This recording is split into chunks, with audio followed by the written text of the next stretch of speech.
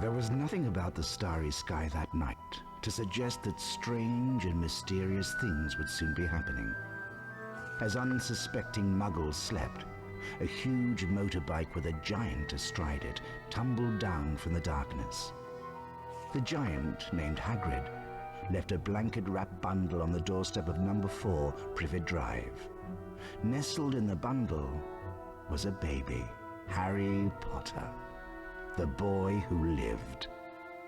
For the next 11 years, Harry lived with his dreadful step-parents, the Dursleys. The version differences in this game are the fact that NTSC is absolutely the preferred console, and oh, I should just mention that if you're unaware of the story is on screen right now.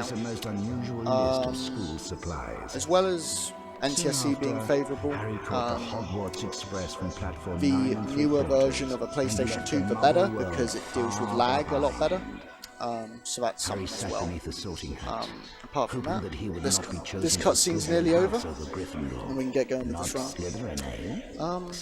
Also, one minor detail is that the Canadian and American versions are barely different. I believe I'm running on the Canadian version, but I haven't even paid attention because it doesn't mean anything at all. And basically, the American version barely has faster text, but it doesn't matter. And the Canadian version doesn't softlock as much, or something along those lines. Anyway, this is Dumbledore, aka the headmaster of Hogwarts, and he's going to tell us to explore Hogwarts, even though if you talk to him a second time, he says that you might die, which makes a lot of sense. However, we don't want to listen to him, so we just mash square through his text, as you do, because speedrun. And we're going to get our first introduction of ledge mechanics in this game. This game has no jump button. Harry jumps automatically when you run off a ledge. So we're going to use that to our advantage to keep momentum. That's basically going to be one of the main techs of the speedrun.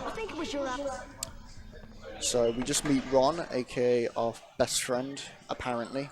And we go into the tutorial area of the game now, where we meet, the childish bad guy. Not the main bad guy, but just, an annoyance more than anything. And, so, yeah. Okay. So, this is going to be our first skip of the run. Obviously, you just run up against a ledge to climb onto it. This is going to be called Ron Skip. Ron would usually talk to us, not after this. After this, not this time. He'll wait for us here, and we're going to grab the ledge, or at least try to. Got it. And that skips his dialogue. Saves about 4 seconds. It's pretty neat. So that's that being done. Obviously, you collect all the feathers to unlock each door in the tutorial area. This will introduce a new type of skip called ledge skips, where you skip the animation for Harry climbing. Instead, you just jump by running off. It's pretty risky, because if you mess it up, you're going to fall all the way back down. But considering each ledge skip saves about 1.5 seconds, it's pretty useful. Let's see if I can get these 4 tricky ones. Not quite. 3 out of 4 is really good, actually. That's I'll take that. It's fast. Okay. Now for, by far, the easiest room in, probably Harry Potter, the entire game, actually. All you have to do is just avoid the snails and just walk through. Doesn't even matter that I got hit there. Because as you'll notice across the entirety of this run, there's only one time when health will actually affect how I do this. So it's really not a big deal. Again, pretty relatively standard movement. The spell that you just saw me cast there is called Flipendo. That's going to be the main spell of the run. It's going to be used to hit things, and it's also going to be used for one of the skips as well, to position ourselves. Apart from that, yeah, as I said before, it's just used for hitting big blocks. Here's another ledge skip here. There's lots of ledge skips in the tutorial. And there should be another one here if I get it. Oh my gosh! I got the 1 frame trick to go through the door while it was still locked. That's actually amazing. Yeah, it's super cool to get, actually. As I said, that is a 1-frame trick that I just go for. But yeah, it's very rare to get it. So yeah, that's super nice to get in a marathon. Okay.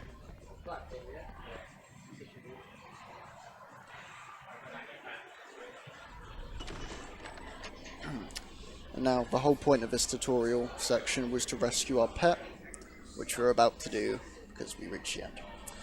So yay, go us.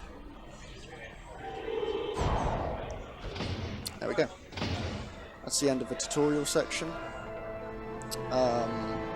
As you'll see, when we come out, we're going to be where Malfoy, that annoying kid, was sat at the top here. We're going to be where he was now that we come out, and that's exactly where he was sat. So that's the tutorial fully completed. I see you, Rich. Hi. Nice to meet you. Come on, Harry. There we go.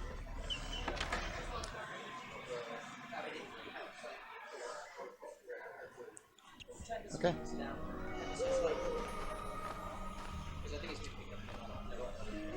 Alright. And for some reason or another, a lot of things in this game go unexplained. We get a broomstick. This is going to be used for the next section in Quidditch practice. If you're not and I'll skip this run dialogue as well. If you're not aware of what Quidditch is, or you just aren't aware of what Harry Potter is, Quidditch is like the main sport of this world, and it requires flying on your broomstick, which is what we're going to practice here. We're going to go through all the rings. Pretty routine stuff. So yeah, you have to do this 3 times. Once now, and then 2 after this. First one's by far the easiest. You may have just spotted something in the top right of your screen there as I went through the last ring. There was like a yellow beam. Those aren't at all useful in any percent. We're not going to be collecting any, or not going out of our way for any anyway. Those are called Bertie Bott's every flavoured beans. There's yellow ones, blue ones, green ones, and red ones in this game. They're only useful for 100% because they unlock certain things, except the red ones, which still, we don't know why. You can literally do a 100% run without collecting a single red bean. It's quite ridiculous. Yeah.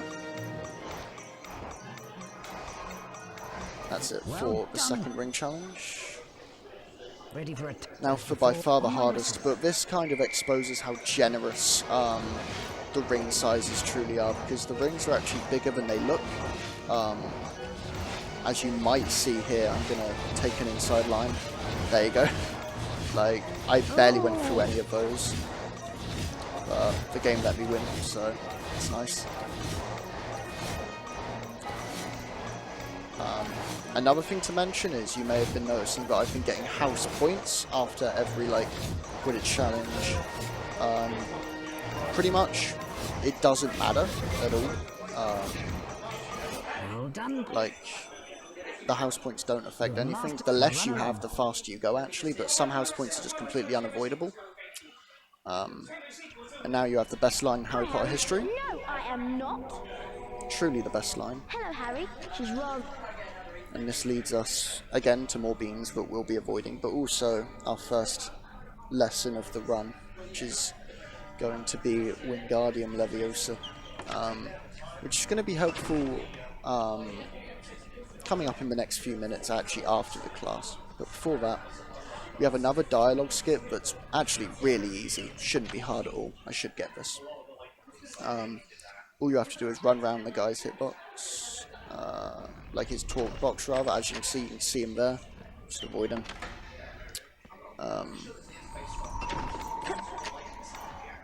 And then just simple platforming. These platforms can sometimes be RNG because sometimes they'll drop too low and you'll be forced to grab them, which obviously wastes a second and a half, as I mentioned on the before mentioned ledge skips. You don't actually need to platform to those two, you can just grab this ledge, but Red Hot BR shouts to Red Hot actually tested that that is the exact same time. It doesn't save any time, it's literally tied to the frame, which is pretty fun. That was good. The only thing to worry about in this challenge, as you can see, really easy, is a ghost input. Let's see if I get one here. I didn't. Basically, at the start of these, the dot in the middle that you're following just might not even move.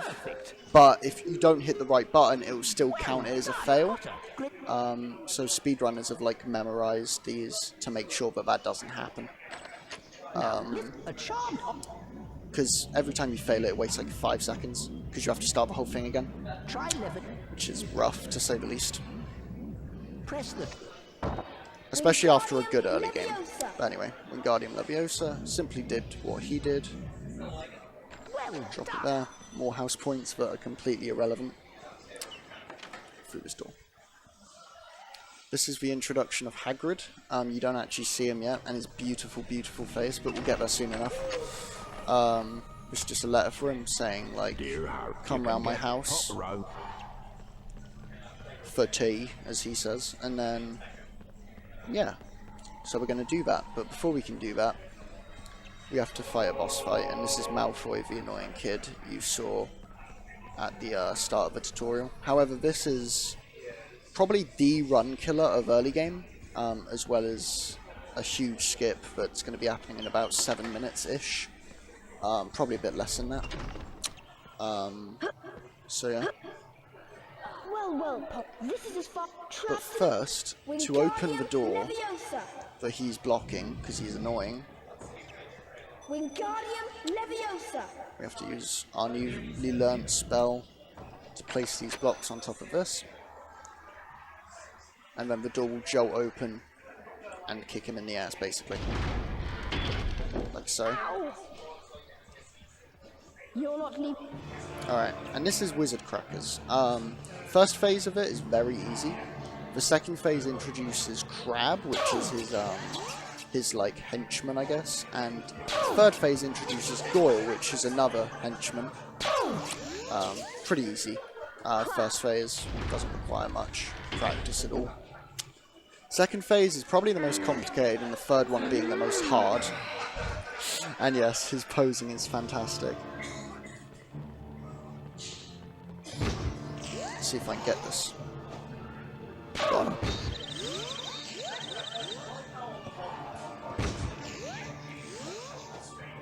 Here we go. This should get it. Got it. Okay. Crab you. Another fantastic pose.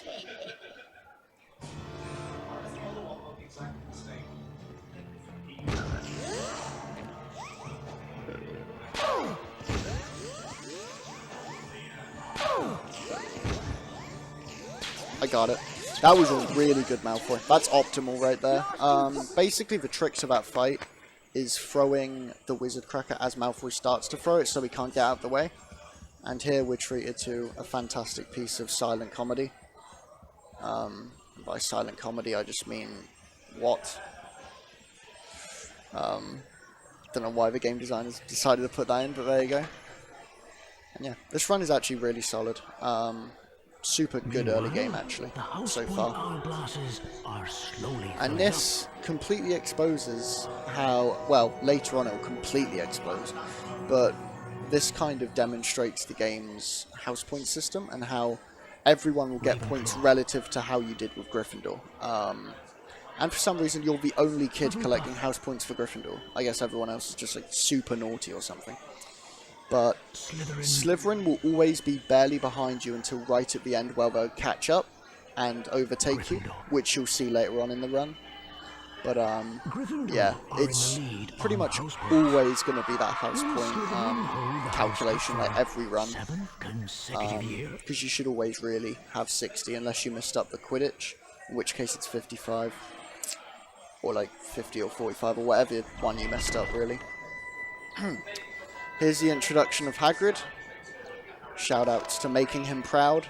Here you go. Hello, Harry. Look at that beautiful face. So yeah. And he greets us, telling us to come round to tea, reiterating his letter before we go into herbology class.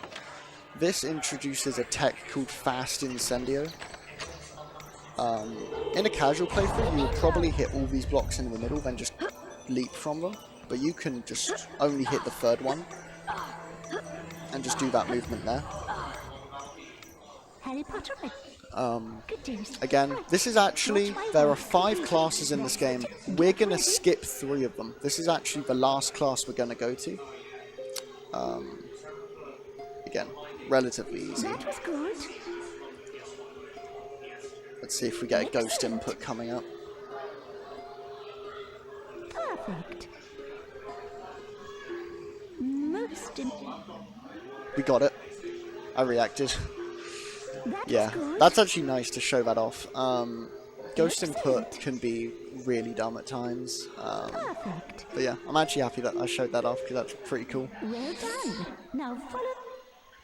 Alright.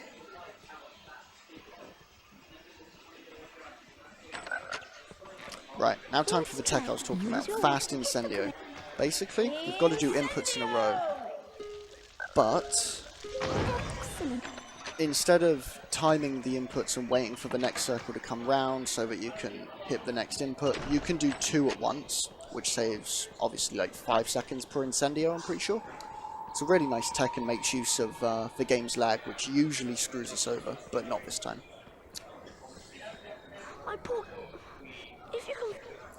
Sadly for him, his cat will never be found in this run. His cat will stay down there, because we're going to skip that part of the game, as you'll see later. But for now, this is the main skip of the run here. Coming up is Fire Seed skip. You're going to see this twice in the run. It's by far the hardest and also the flashiest shortcut. Shortcut? What am I? Playing a racing game? Skip. So I'm going to concentrate and explain this after I get it, hopefully.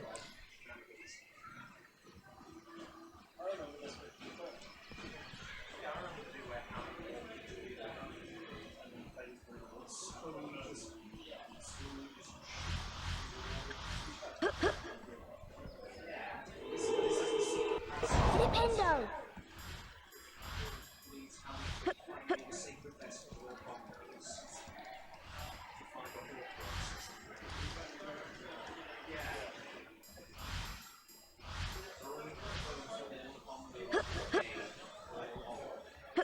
Got it. Yes, got it. Nice. I've been nervous about that for a while. That's Fire Seed skip. So basically, every time I'm pausing the game there, I'm buffering an input for 1 frame, or as close as I can get to 1 frame. And then using that to scale up. It was thought to be Taz only for a long time before we realised that you could pause buffer, and the pause menu is really quick, which is super useful for us. Yeah, it's ridiculous. Time for Malfoy 2. This is fairly routine, especially considering what we've just been through. Both the Malfoy 1 and Fire Seed skip are harder than this by a mile. So yeah.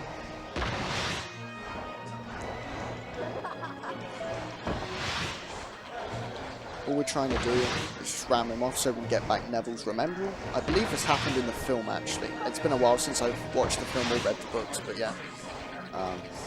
However, you don't viciously ram him, you know. Anyway, you get it back, and there you go. That was actually a really good Malfoy too.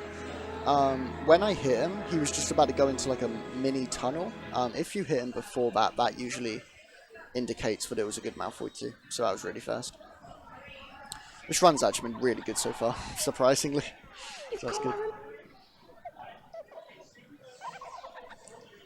So in this cutscene, McGonagall saw us race and was just like, wow, you're amazing. Even though I only saw you once, I'm just going to put you in the Quidditch team because I can do that. Because that makes sense. Wow, I just wanted everyone's... As soon as... Okay.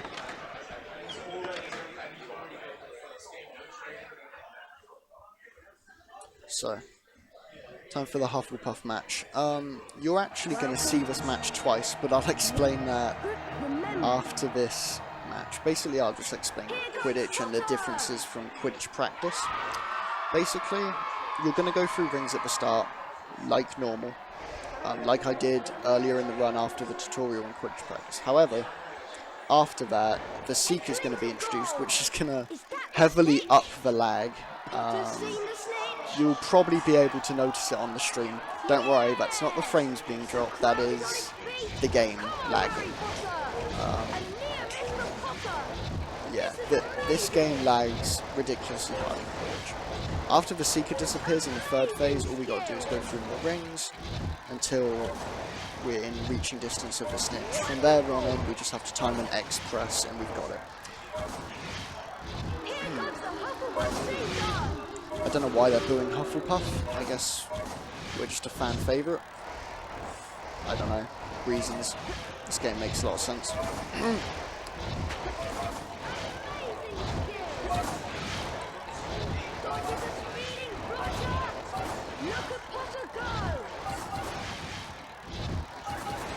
Yeah, you can probably see the lag actually. It's quite ridiculous. It just sums up this. It's quite insane.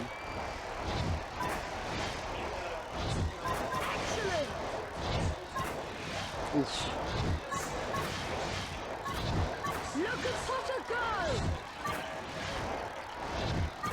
Okay, and now just for an X press. Got it.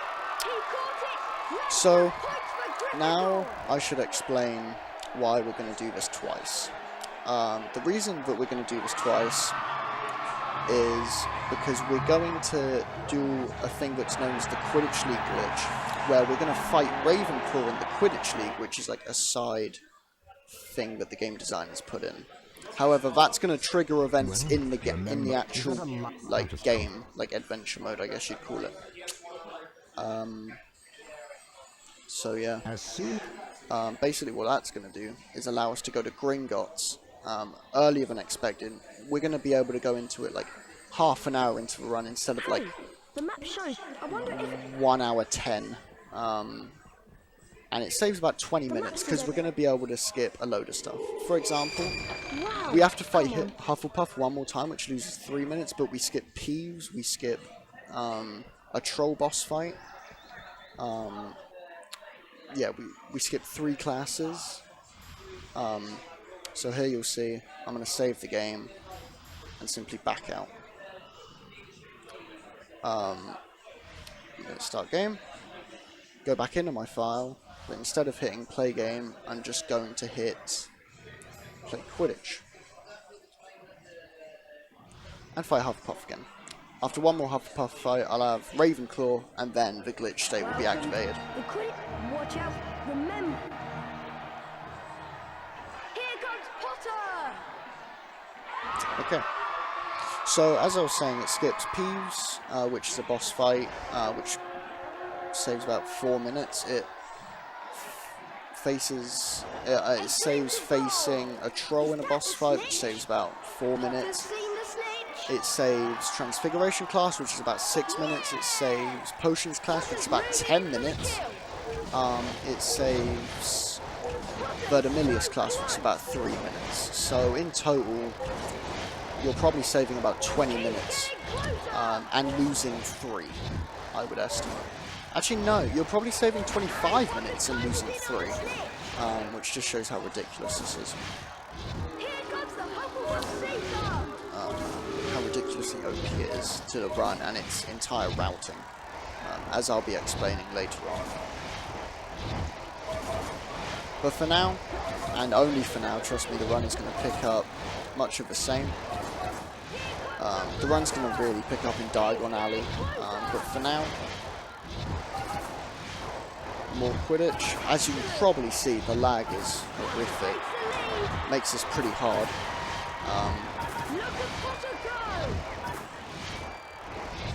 So yeah, see how this goes then. Pretty good so far, haven't missed a ring, which is optimal. Nice. Potter's going for it.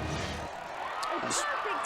You can go for an RNG grab where if you just mash X, you can just pray that the snitch is in the right area, so you can just grab it immediately.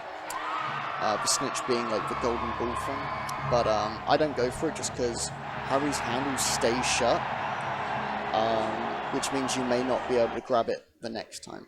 We are not going to save our game here. Saving our game here would be catastrophic because it would completely undo the glitch state completely. So that would be really bad. Welcome to the Quidditch. Watch out, remember. So now for the Ravenclaw fight.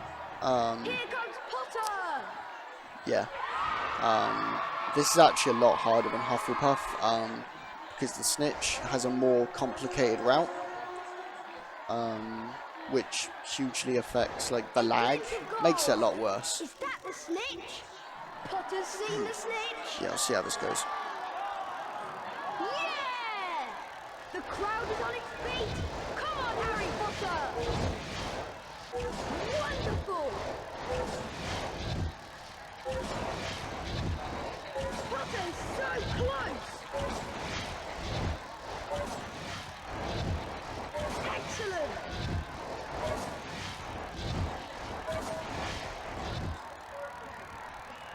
Here comes the Ravenclaw sneaker! This is where the lag is really gonna increase tenfold.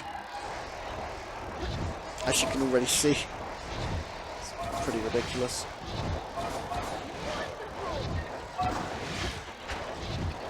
The problem with the lag, more than it just making it hard to see, is also the fact that it buffers inputs. So if you tap right sometimes, you'll just get a full input to the right. Luckily I've like kind of learned how to manage that, just because you really do have to like allow for the lag. So if you want to turn all the way left, you'll turn like 180 to the left, not quite 360 for example, and the game will do the rest. That's just an example. You would never turn 360, but yeah, that's just what you would do if you wanted to. Okay. Potter's going for it! Got it. A perfect catch! Okay, now that's the end of Quidditch for the entire run. As I said before, Ravenclaw in the regular adventure mode would usually appear way later. And because the game gets tricked here into thinking that we've already done it way later, it starts like pieces of story that should happen way later, even though we haven't like even played middle game yet. Hit play game. This is actually really good pace. Instead of doing Sloth Brain, we're just going to head straight out. Sloth Brain is in that area. We would usually pick that up in a casual playthrough if we wanted potions, because you need to pick up the Sloth Brain to even enter the dungeon in the first place. But that's the whole reason why you're going to see that fire seed skip a second time, is because we need to go back there to get the Sloth Brain. For now though, Hagrid takes us to Gringotts, which again should happen way later in the game. But because of the Quidditch League glitch that we activated, we are in Gringotts early. And like any responsible adult, Hagrid sends his 10-year-old to the bank to collect money while he goes for a drink, which makes a lot of sense. I should add about this whole story now, because we did Fire Seed skip, Hagrid's dragon never hatched because we never got the fire seeds to make it hatch. So we're actually, the reason we're even here is to heal his dragon. And yeah, his dragon shouldn't even be alive.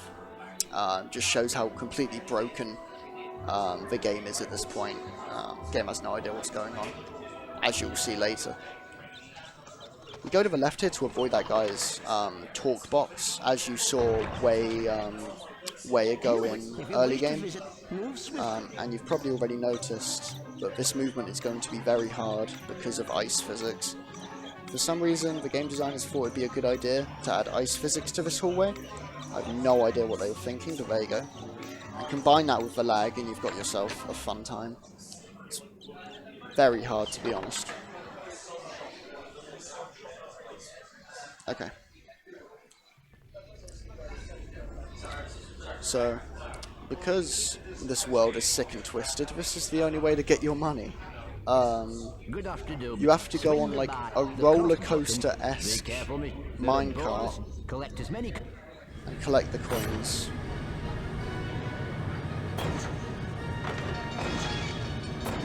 Whilst avoiding these wooden planks here.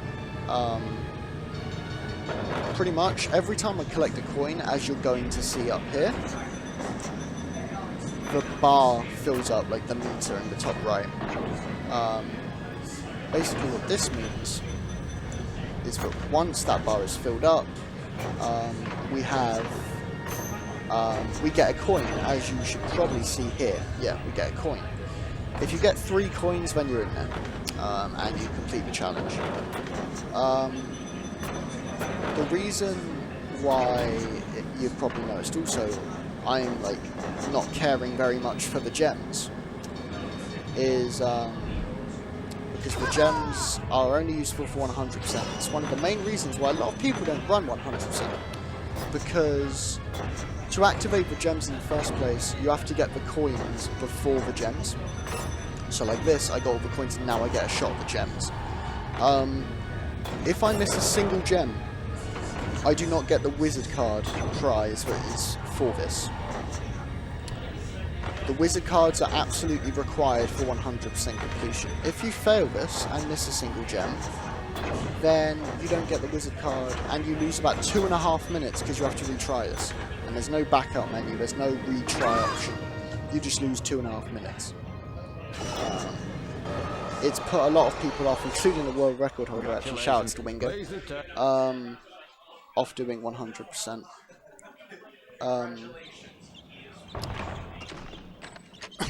Again, more tricky-ish movement here. I see. If you wish to. Now, more parchment paper. This, actually,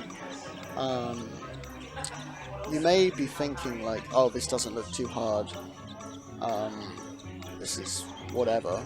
This is honestly one of the hardest parts of the run. As you can see, Harry very easily gets stuck on stuff. This movement is very important for a top level run. That was like okay-ish, I would say. That wasn't bad. Yeah, into the silver challenge. In 100%, in my opinion, this is probably the hardest one to 100%. Just because there's one section of it that's ridiculously hard. Hello, I wonder if you got a bonus jet. Be careful, Mr. Remember, sweet. Good luck. Okay.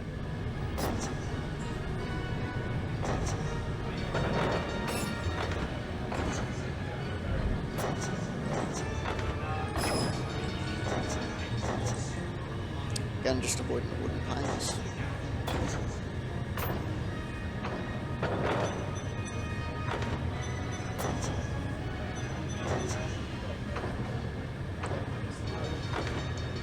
So, very slow start to this one, but it will soon pick up. As you'll see, the speed that we'll get will be ridiculous.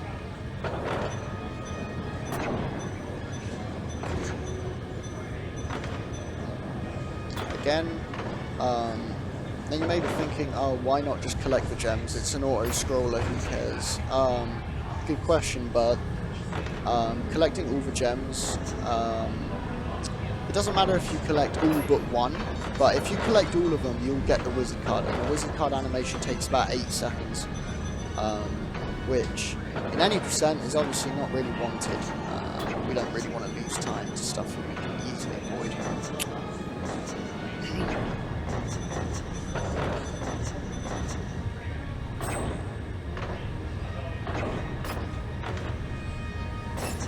Should be a thing to avoid. I forget if it's on the left or right. It's on the left. Okay. The tricky section of this is coming up now. You have to collect all these coins and you're going at high speed. It will be coming up very soon. And then there are gems to get after, but the gems are after a corner, so you have to position yourself in a certain way. Here it comes. Let's see if we can get this just for fun. You have to go so early, you have to know it's coming.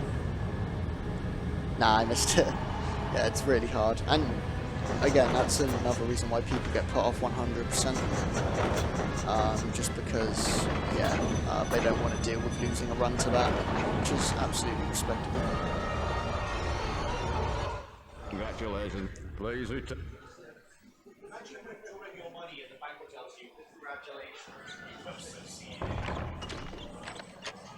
Alright. Now to the gold standard. That was good movement. That was really good movement, goddamn. That was fast. This is probably the hardest movement in the game, I would say.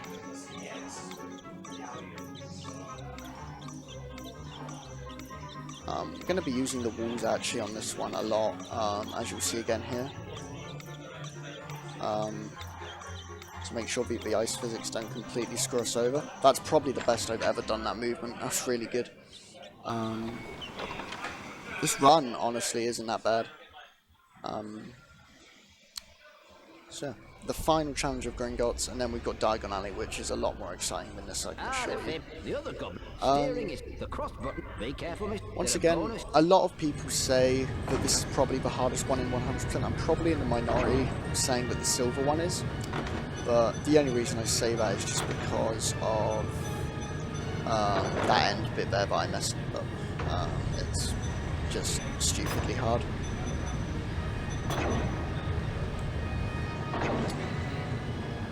So again, who cares about gems really? Like, it doesn't matter. As long as I miss at least one, we're fine.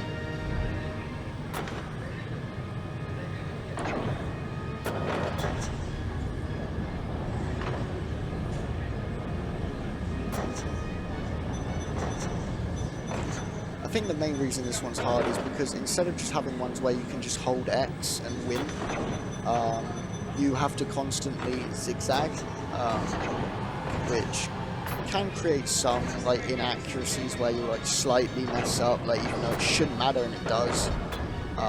This one's a perfect example coming up actually.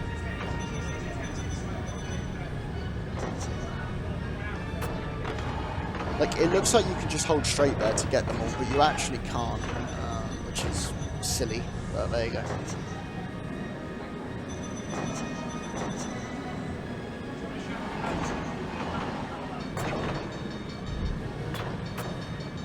And then there's actually another wooden plank after this in the exact same direction, so I'm going to keep holding it. There we go. As you can see, we're picking up some serious speed now. Now, disclaimer, if you get dizzy easily, don't watch the next bit, because I'm going to try and entertain some people. And myself.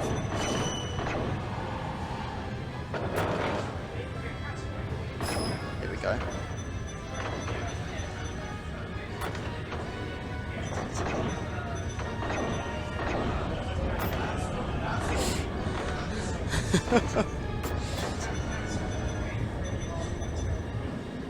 Yeah, that's always fun. It doesn't lose any time because, as before mentioned, this is just completely an auto-scroller. So, it's pretty fun to do. And yeah, that's the end of that. So that's the end of the auto-scroller section. I don't think there are any more auto-scroller sections really, besides right in the end game. So we should be alright. Now, oh nice! That was silly. Let's see if I can get the backwards skip. I did. Nice.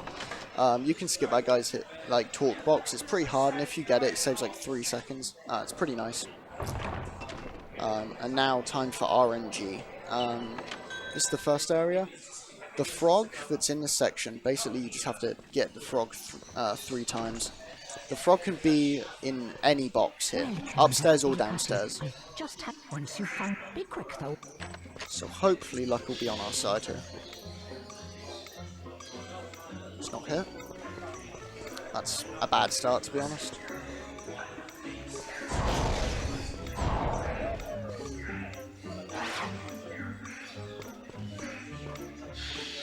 I think he's downstairs again, sadly. Yeah, he is.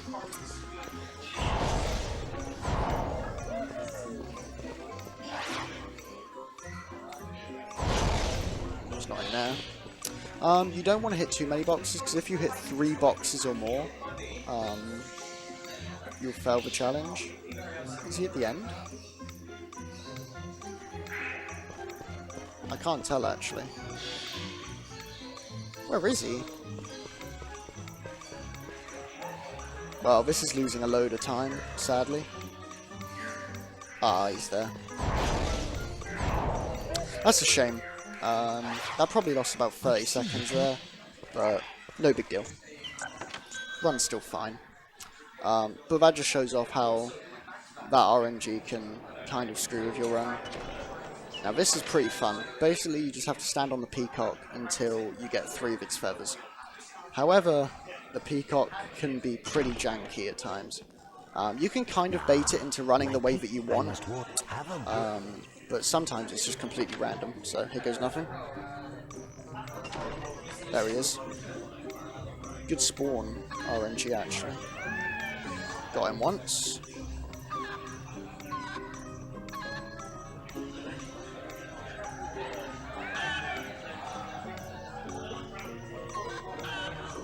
Ah, nearly got an infinite on him there. That was close.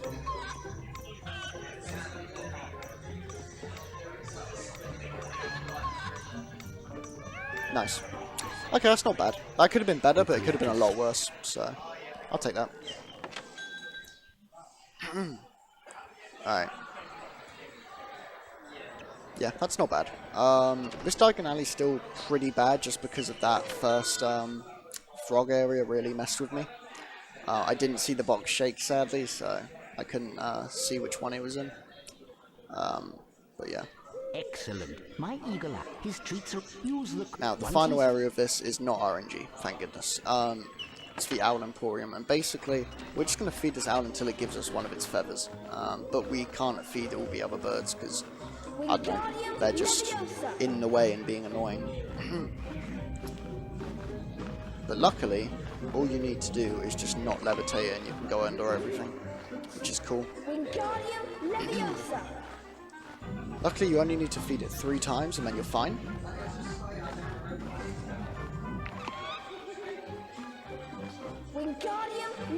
And then it gives us its feather.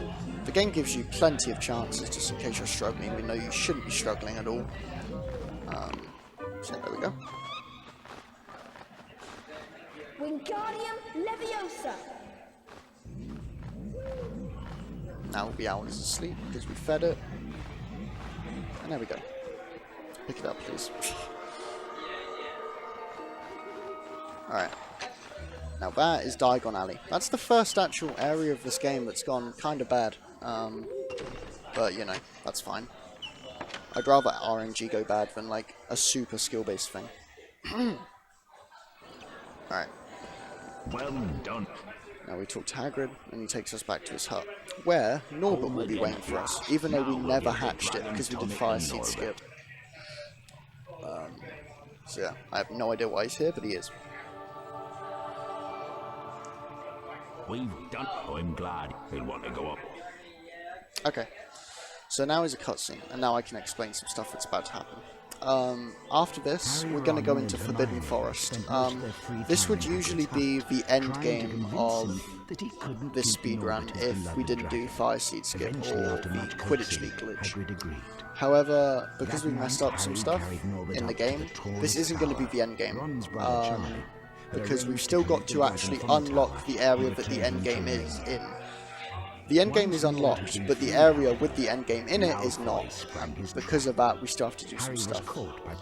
One of those things is Fire Seed Skip 2 and collect the Sloth Brain, which there is a skip for as well. So there's going to be 2 skips back to back after this, but this area isn't exactly free from skips itself. First of all, this is the reintroduction of the Incendio spell, so there's going to be a ton of fast Incendios. However, I'm not going to go for all of them just because the lag can really screw with you. As you'll see, this is really laggy. As you can see, I just didn't go for that one. That's how you'd usually do Incendio, but I just didn't go for the fast Incendio. Just because, like, the lag has screwed with me so many times and actually cost me time when I've gone for the fast Incendio there.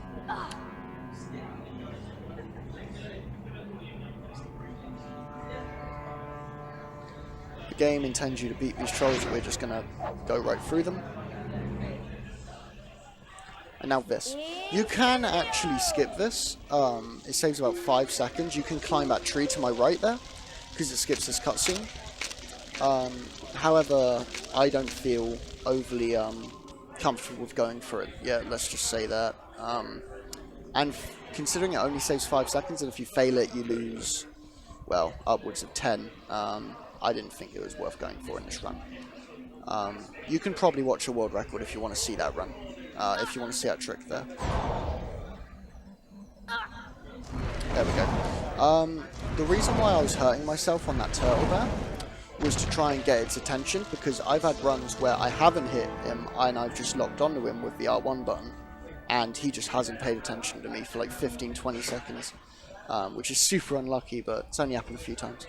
So for now I just go for the safety strat of taking damage on him. Because as I said before, health barely matters. Another Incendio here.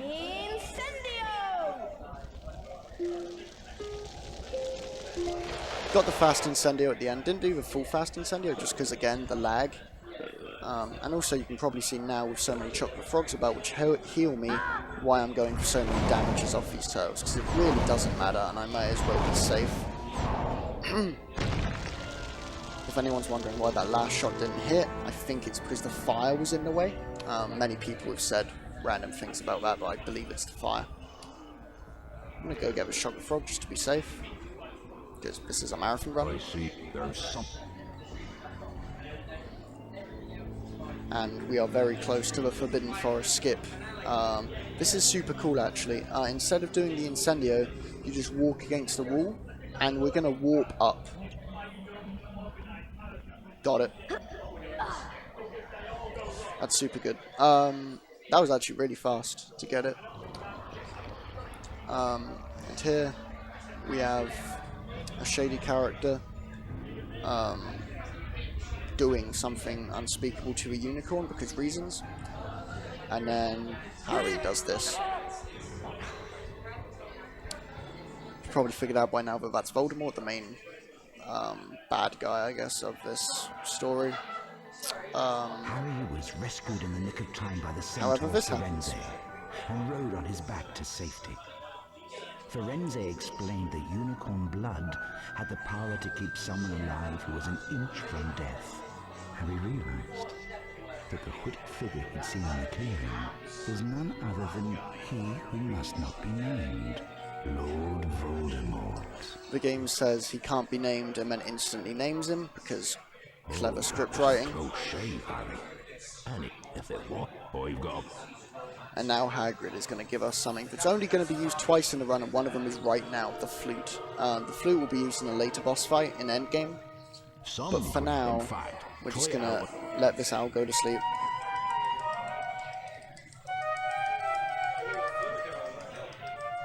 There we go. There is a two-handed method to that, which is about 4 seconds faster, but I just have no rhythm with it whatsoever. So I just stick to the one-handed way of doing it. And now it's time for Fire Seed Skip 2. As you can see, Hagrid is still waiting for us to go collect his Fire Seeds, because the game is completely ruined at this point. We have to find Ron and I will meet. Come on, Ron, I suppose. And there we go. Fire Seed Skip 2. Again, very, very similar thing.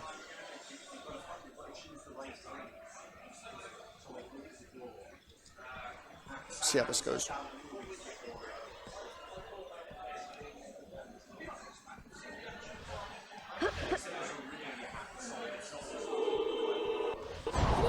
Again, all I'm doing is buffering a load of near frame perfect inputs.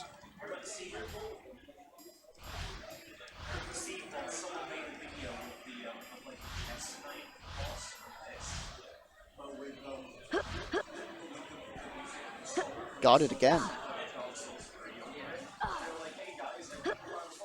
Yes. Awesome. I just got it again. So yeah, that's actually super cool, actually. Double first try in a marathon run is really awesome.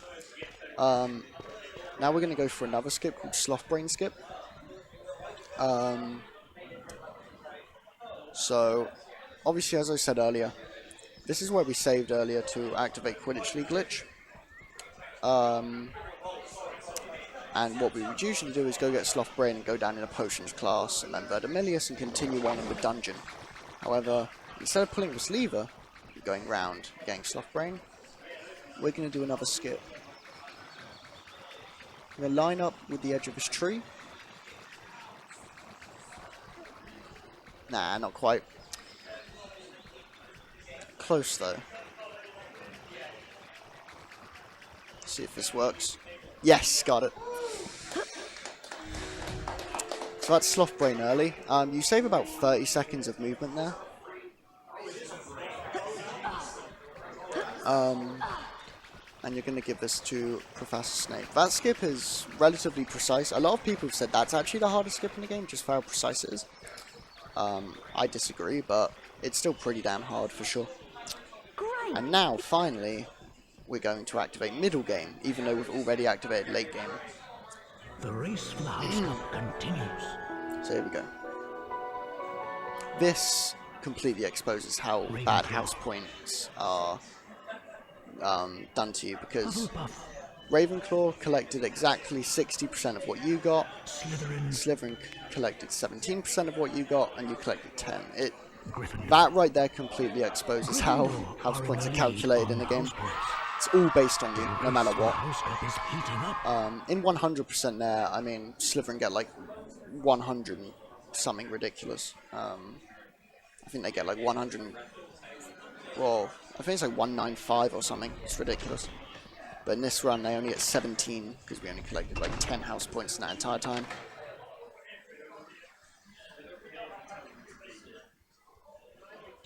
Okay.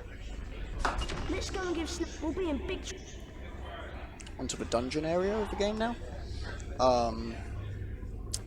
So, as I explained earlier, we're going to give the Sloth Brain to Snape.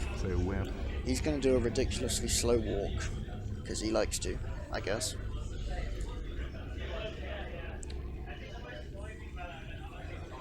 Yes. And then we're going to, instead of going to his class, which we would usually do now in a casual playthrough, we're just going to head straight into the end of middle game that takes place in these dungeons here. The reason we can do that is because Quidditch League Glitch, because we activated endgame using Quidditch League Glitch, the game thinks that we have all the spells, because in endgame you have all the spells. So instead of going to Verdimillious class and learning Verdimillious after doing Potions class, you can just jump straight down here and bust out a spell that you never learned. Which makes a lot of sense. Okay. So straight away, Quidditch League Glitch saved us about 15 minutes there. Not that you would realise if you were watching like without commentary, because it's so subtle that you just don't go in those doors. But you know, yeah. Why, it's OMP! Young Potter, everyone says if you look at him, the best thing So that was Peeves, the ghost, but we again would fight later, but we're not going to, because we're just going to skip that completely. And now, oh wow, I got that ledge grab, that was really fast. And now we're going to shoot these things called eyes, and this is called 4 eyes. And basically, all we have to do is shoot at 4 eyes, but won't fight back at all. It's more of a maze problem than anything else. But also, this welcomes back ice physics, as you'll see now. But the reason this is important is because it activates the upper castle, which is where endgame is.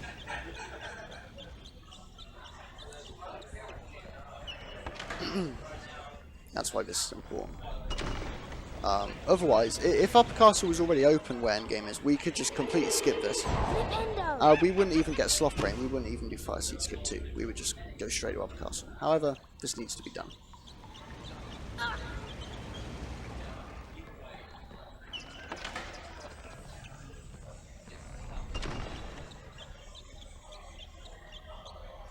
Pretty alright movement there, I guess. Not bad.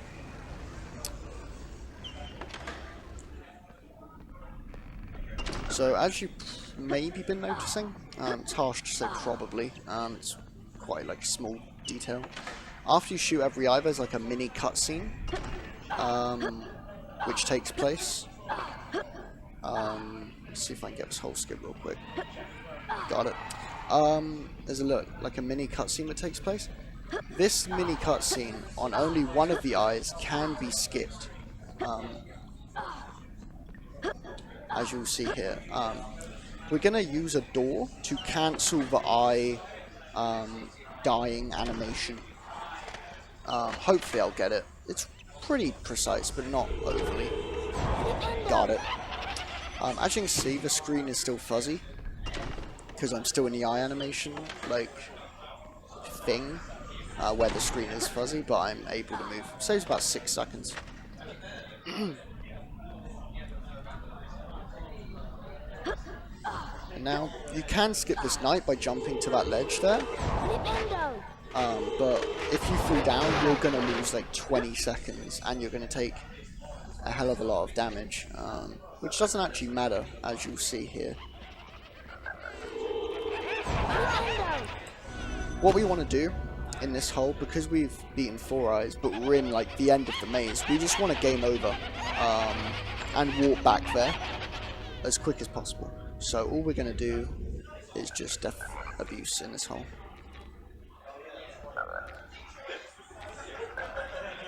There we go.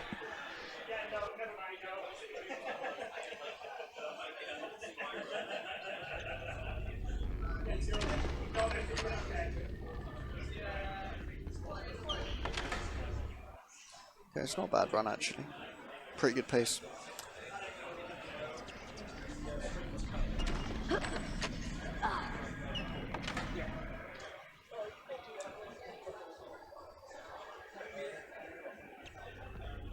Alright, now this is the area where we gave Snape his Sloth Brain, even though we're never going to go into that class for the before-mentioned reasons of we can just skip it because of Quidditch League glitch. And now, because we beat 4 eyes, after we leave here, Hermione will unlock it for us in this little cutscene here.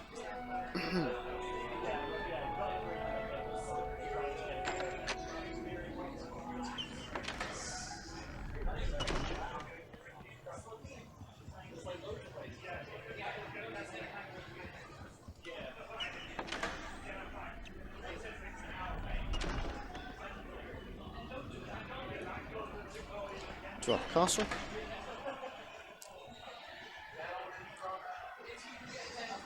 Now once again, this would actually be like probably the middle of mid-game here. You would go into Transfiguration here and take a right into that door that's slightly green tinted, but it's locked because we already did it, because Quidditch League glitch makes us, the game think that we did it. So again, we're going to use a spell that we never learn, and we're going to turn this bird statue into a regular bird so it flies off our table and gives it magical powers somehow. I don't know how this universe works. From here, you would usually jump left into Peeves' boss fight, but instead, we're going to jump straight into Filch. Now, Filch is kind of like a stealth mission, where we're going to use the invisibility cloak, which you would have gotten from Peeves, to get through, but obviously we never did Peeves, so again the game is just completely confused at this point. This again would usually be like, yeah, like just middle of mid-game. However, this is actually right at the end, because this is the only thing standing in our way between the area that has a late game in it. Usually in a casual playthrough, after beating this, you would go into the Mirror of Elised door. We're obviously in the film, and I'm pretty sure in the book as well, obviously. Harry finds, sees his, like, parents' reflection in the mirror, and it's like, cool, and then Dumbledore comes in and is like, cool, that's awesome. Or words to that effect. However, in this game, instead of going into the Mirror of Erised door, because just outside the Mirror of Erised door is the late game door, which would usually be locked at this point. However, which can completely bypass that. I have something special planned for anyone.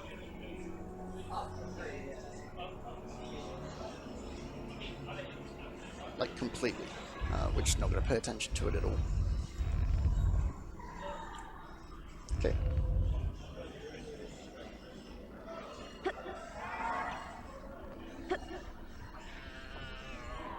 Now, in this room we're going to wait, because Miss Norris is on that plank up there. And usually what you do is wait for her to turn around, follow her back, get the invisibility cloak, jump to the key that's on the bookshelf there. But you can avoid Filch's hitbox by just grabbing the key and jumping down and avoiding Filch that way. Because he's, luckily for us, he's looking the other way there.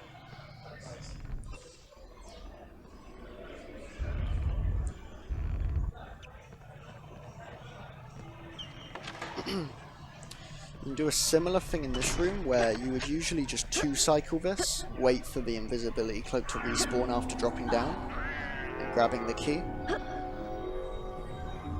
But instead, if you make this jump back with little momentum, which I did, you should be able to just 1-cycle it. It saves about 10 seconds, which I did. That was really good. This run has been really good, honestly. I have no complaints apart from Diagon Alley RNG, honestly. Which is partially my fault for not even seeing the box shape. Here, we just wait for Filch to turn around. Get the invisibility cloak.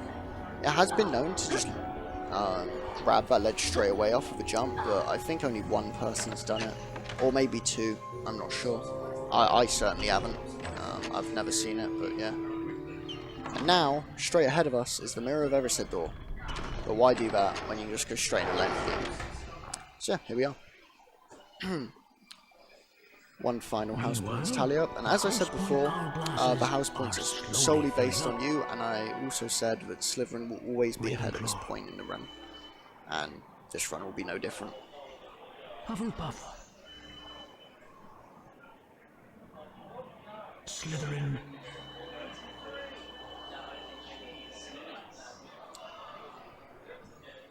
Gryffindor. Slytherin are in the lead on house points. The race for the House Cup is heating up. By the way, I love how this whole time has been booing and cheering without anyone actually being in the Great Hall. It's pretty well made. Alright, time for the first boss fight of Endgame. There are many of them. This is Fluffy. Hagrid's dog with 3 heads. Looks pretty fun. In the film, I'm not sure about the book, in the film they used a harp to put it to sleep. In this game, we're going to use Hagrid's flute. You can actually 1-cycle this without the dog attacking you if you use the 2-handed method. The best you can do with 1 hand is the 2-cycle, which I'm going to go for. Which I got. There's nothing I can do here, the dog will attack me. There you go.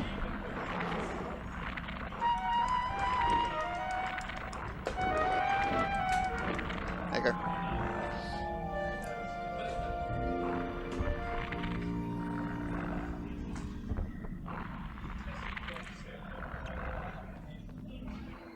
Okay. Next up is Devil Snare, where, funnily enough, before I explain the actual boss fight itself, I'm going to wait until Ron says the word glad on this text, because if I just mash this text, Harry will be frozen in place for 5 seconds. However, if I wait... I know what this is. Oh, I'm so glad we know. Try and figure out... Try not to get... I can move instantly. Very weird thing.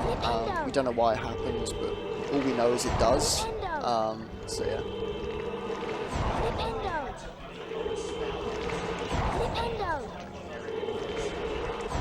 All you have to do from there on out is just hit the ones when they flash up. I'm going to run as close as I can to the gate. This cutscene happens, and now the actual Devil Snare boss fight. However, it's not that impressive, because you can just infinite it. With relatively precise timing, but not really. It should be relatively easy for any new runner.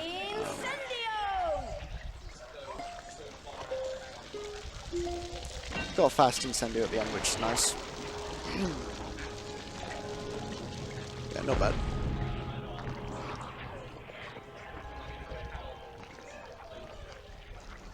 Okay.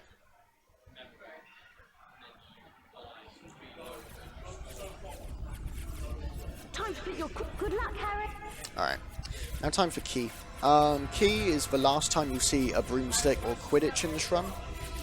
I don't know where he got that broomstick from. He just carries it around with him, I guess.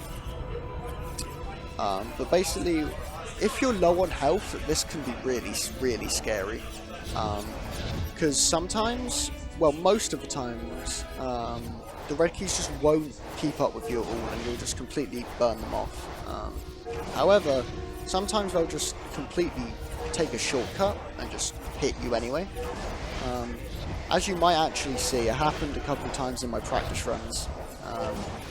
So, yeah, you might see it. There he is, at the bottom of the screen now. There's another one to the right. Thought about it.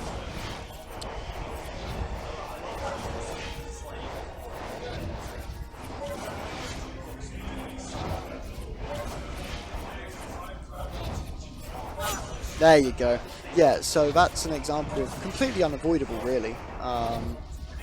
But that's an example of that, and you can see why at low health this would be, let's say you messed up Fluffy or Double Snare, this would be really scary. Really scary.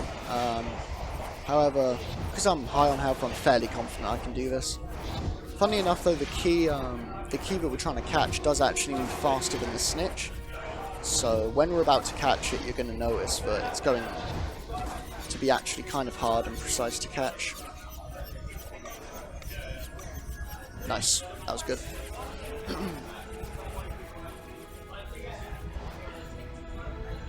Hermione popping off. There we go. So that's the end of kind of like a boss rush phase of the end game.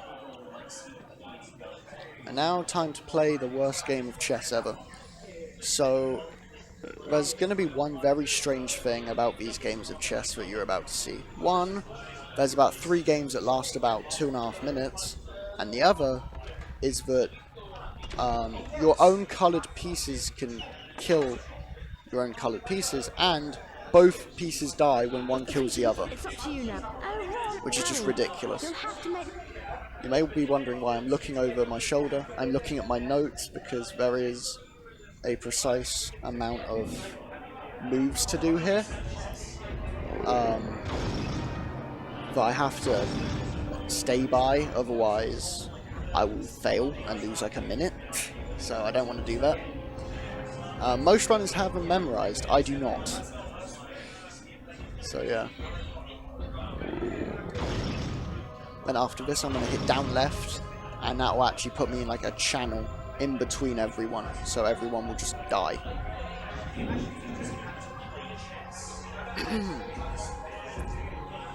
There we go.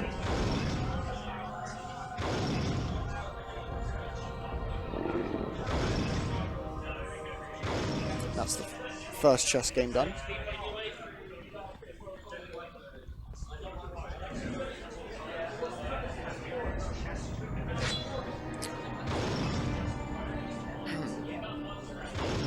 Here's the second one. Fairly routine. The third one's quite interesting because we go all the way to the side of the board. So that should be interesting. That's right. Cheers. And you just go up, yeah. Okay.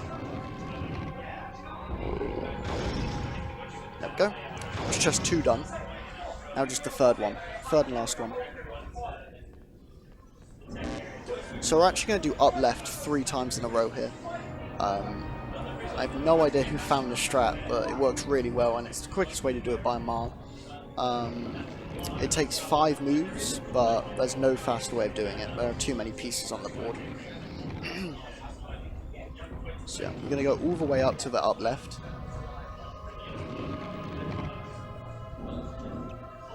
Like so. And yeah, we're going to go down right and then down. Which is actually something I remembered. I remember this one just because it's so, like, normal. Like, up, left, down, right, down. It's not hard to remember at all. The reason I'm waiting a bit between moves here is because if I go too early, the game will soft lock. Which I don't want, obviously. And there we go. I avoided the soft lock just by going a bit slow. There we go. That's just done. So now, there's not much of this run left now. There's a troll fight, followed by a sort of like memory game against the Black Knight, and then Voldemort, final boss, which are 2 phases too. One of them we're gonna skip. This is the troll. Hermione screams, "Oh no, it's waking up," as if she wants to die. Which, you know, makes sense. But yeah, all we have to do here is Wingardium Leviosa the objects out of the way of the troll, so that he doesn't bump into them and wake up and see us. However, if we are too slow, he'll just bump into us, see us, and kill us. So, neither of those things we want, for obvious reasons, such as losing a minute.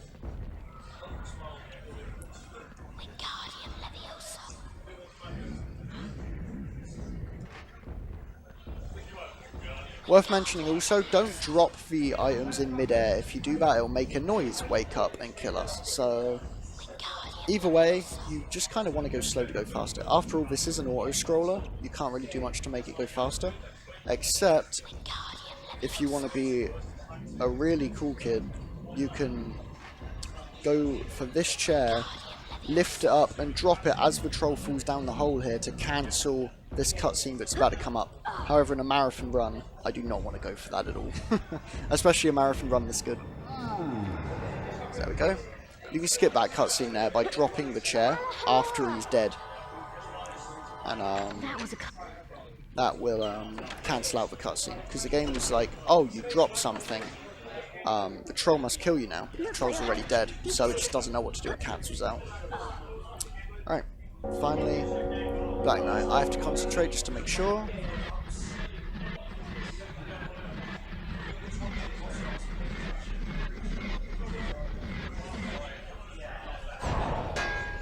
Alright. I have to wait for it to swing and attack me. No, just get out of the way. It's a 2-hit boss fight. It's not very hard. I struggled with that for a long time actually, just because the timing's semi-precise, but it's not that bad. Alright. Time for the final ledge skip in the game, and probably the hardest. So we'll see how this goes. Got it. For some reason, no one else can do that. Like, or like, they try it, but they're like inconsistent. I'm pretty inconsistent as well, to be fair. It is, as I say, the hardest ledge skip in the game. But anyway. This is the final skip of the run, Clody skip, found by Clody, obviously. Basically, we're going to skip the entirety of Voldemort 1 by jumping across this chasm. If I get this first try, I'm going to be amazed. So there we go. We're going to line up just to the left of the potion. Nah, no way. Dang. That was too far to the left there. Now we're going to have to get this knight out of our way.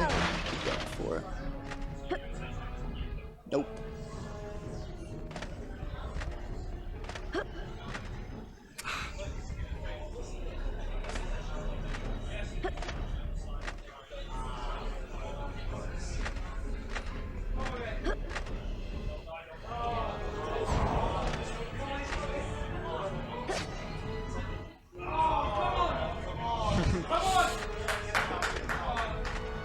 Alright.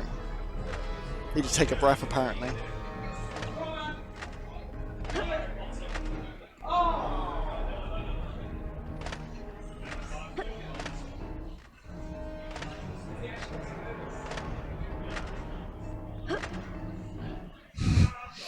That's alright. That skip is very hard, to be fair.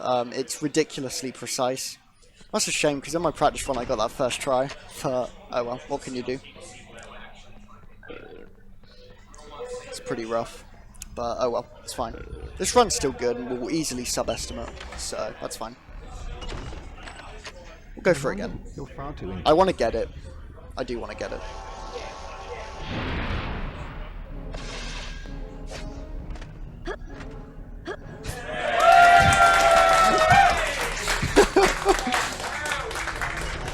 First try. First try, easy. Let's just pretend that game over didn't happen. Alright. This is the final boss. I am going to go for this thing called Fast Voldy. I'm very inconsistent at it. Shout outs to like everyone who's good at this, because it's hard. Probably one of the hardest things in the game, it's not even a skip. But basically you can turn the camera away and make these pillars respawn here.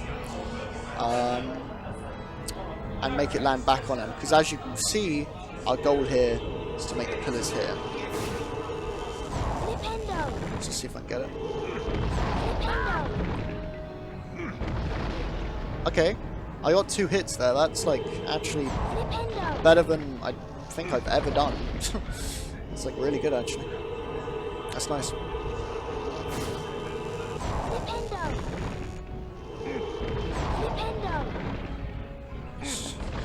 That was nice.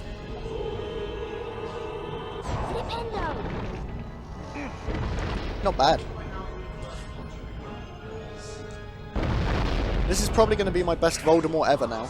Because I don't think I've ever gotten that in a run yet. So that's nice. Nice to get in a marathon, nice to show it off. It's not like, I didn't get the full fast Voldy because you can do that like 6 times in a row if you're consistent. Got him. Okay. The second phase here, relatively easy. All you have to do is bait him into standing in front of the mirror and then just shoot him. That's all you have to do. So yeah, not hard at all. Actually pretty anticlimactic boss.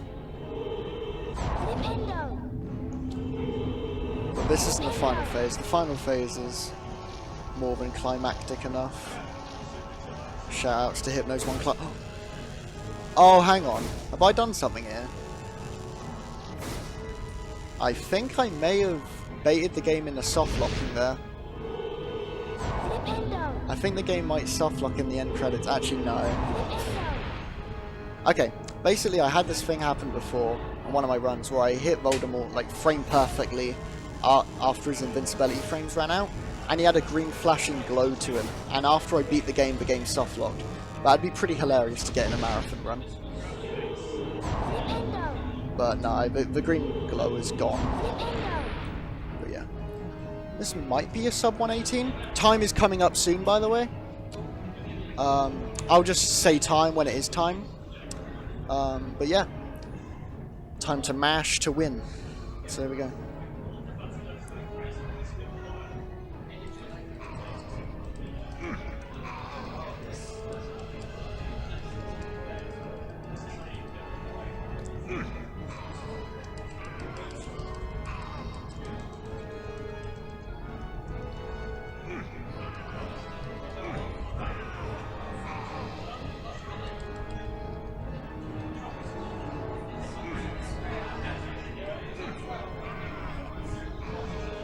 Time.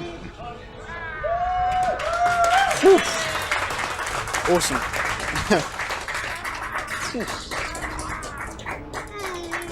I should point out also that the sounds are messed up on the death cutscene because of Clody skip. Yeah, apart from that, that's Harry Potter 1. Shoutouts to the Harry Potter community for just developing this game. Cheers. But yeah, awesome stuff. Yeah, apart from that, what happened down in the dungeons, I don't think there's anything else to say really. But yeah, thank you all for watching. Cheers. So naturally, the whole school knows the stone had been destroyed, but Harry remained fearless.